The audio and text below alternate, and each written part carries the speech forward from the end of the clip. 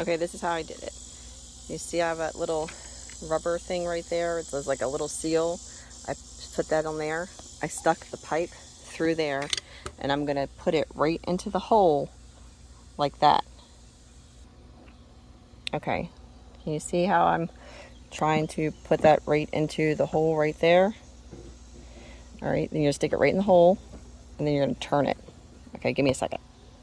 And the pressure will not blow this out because, and I only use the string, I actually don't need it, but I only use the string because my granddaughter is over here messing with it. It actually will stay up without it, but the pressure will not blow this out because it has that the ring on the inside or anything, some kind of something to keep it from pushing like that.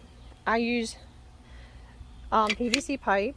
I got, all you need is one elbow, the PVC pipe, and a thick type of O-ring plastic that will keep this on like this. And then you need a T. And then of course the end caps. I also made it to where I can do to come out this way too, like this. And I made it shorter for the kids to play in. So I have two different ways. And I'll list the materials.